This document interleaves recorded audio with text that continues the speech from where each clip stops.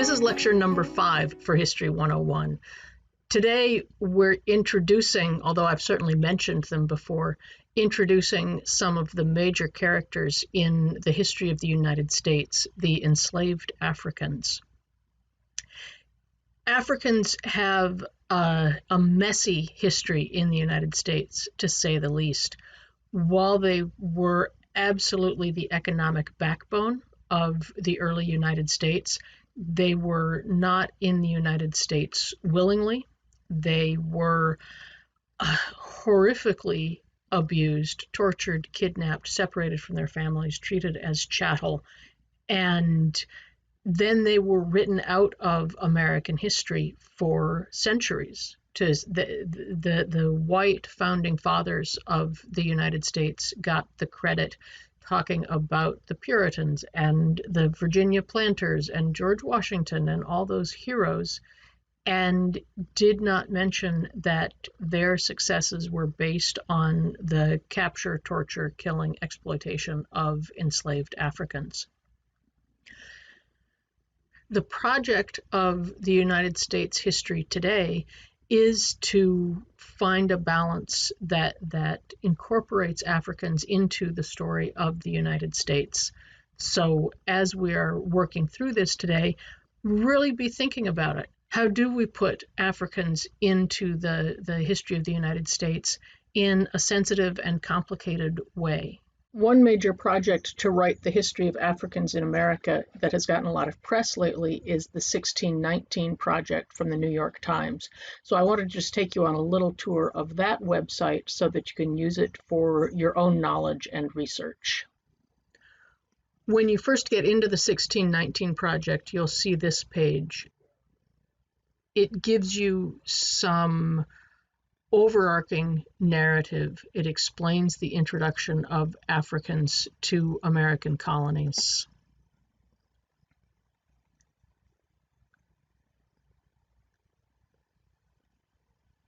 It tells you some characters and some artifacts. When I first entered it, I found it a little confusing because I was looking for a broad and deep narrative of all African experience in the past. What I discovered getting into it is that it is very much about the legacy of slavery. So there are these historical elements that are explaining where racism came from, where enslavement in America came from, how it became racialized. But if you come to this link at the top where it says read all the stories,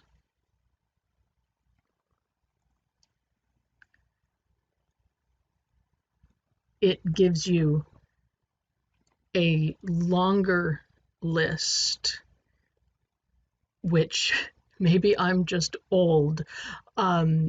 It's sometimes hard for me to figure out what do I click to get to these stories. So this text is a link to the essay that it is describing.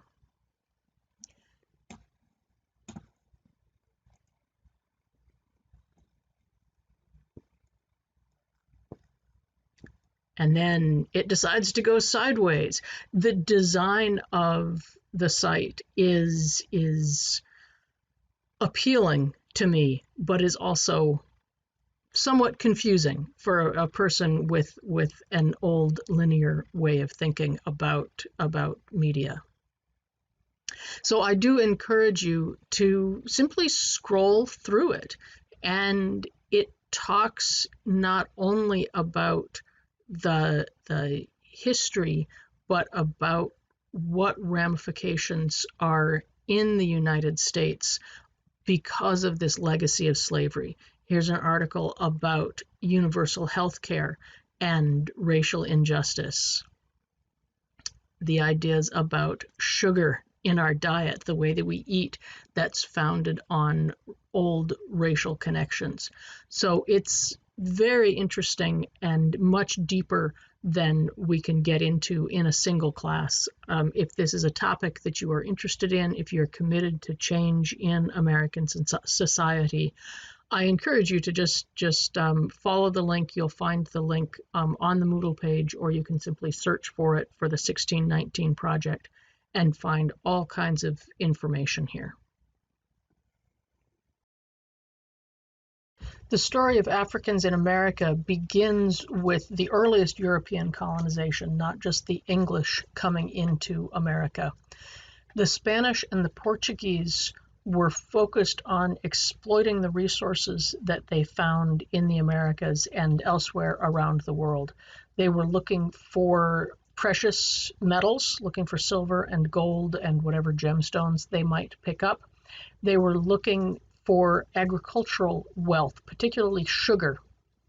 There's a long story of the history of sugar that I'm not going to go into right now, but the Portuguese in particular quickly discovered that growing sugar was a way to become very, very, very rich. Neither of those countries had sufficient labor among their own people to extract these resources, and especially not if they had to carry those people across the ocean and provide for them and provide them with houses and all of the things that free Europeans expected to have.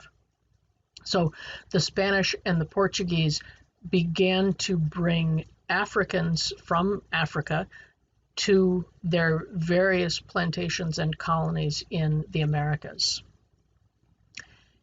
That dependence on Africans for labor quickly turned into a dependence on Africans as a commodity in and of themselves.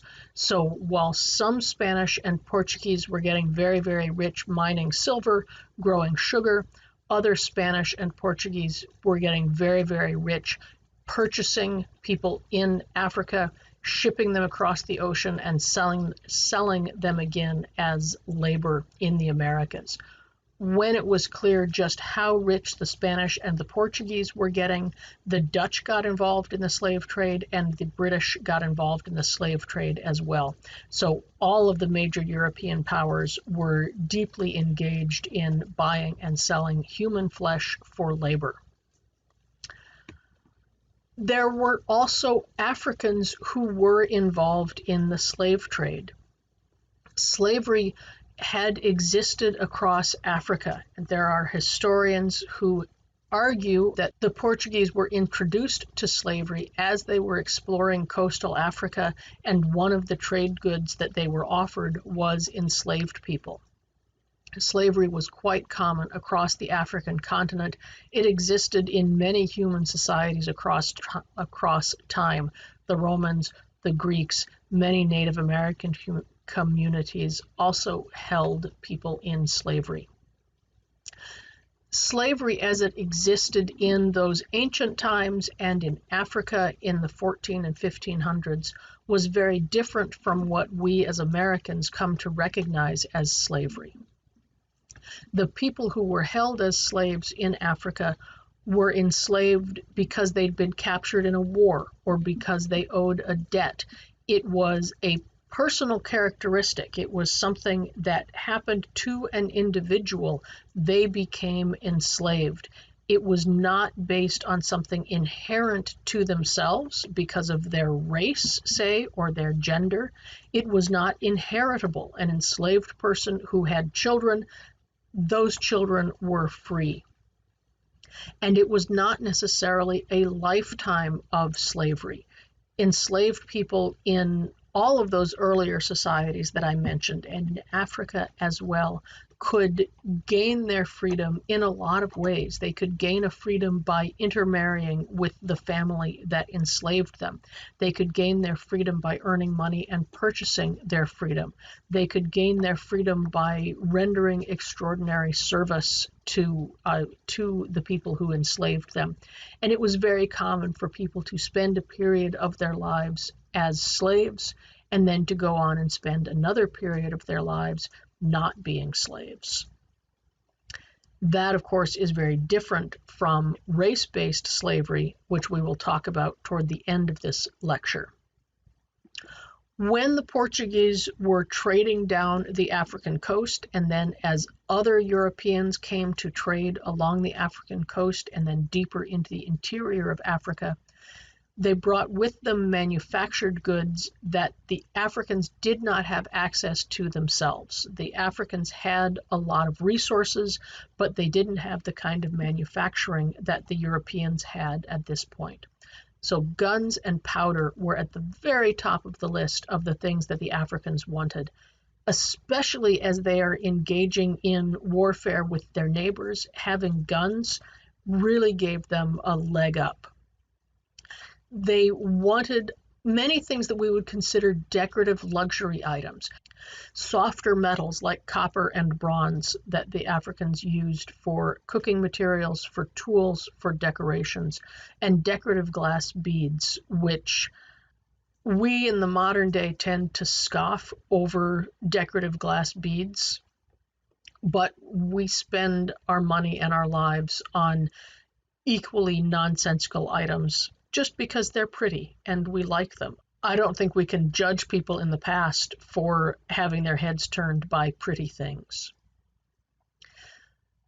So Africans were enslaved, often by other Africans, and then they were sold to Europeans who brought them to America. The first Africans in what became the United States were the Africans brought in 1619 to colonial Jamestown. And I should say those are the first recorded Africans, because there are rumors and kind of whispers of Africans brought by Spaniards to America earlier than 1619, but the first arrival of here are some Africans, they're in Virginia, happened in 1619 as described in the 1619 project.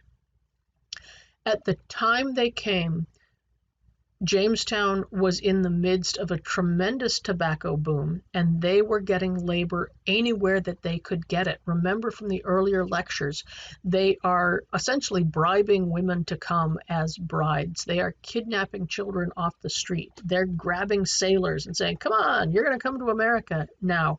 The headright system is encouraging people to bring in indentured servants. And the Europeans themselves are still newcomers in America. They're just getting their feet on the ground, and they need population. They desperately need more people to grow their tobacco, to establish their communities. We're even before the Jamestown massacre here, and so they're just trying to make their own community large enough to withstand the Native American presence, to push against it. And the Africans that come in 1619 are simply a way to continue enlarging that presence. Nobody stands in Virginia and says, I think I'm going to buy some Africans today. It was a fluke. It happened. They embraced it. They were happy to have more Africans, but they didn't walk out and say, gee, I think I'm going to own some slaves today.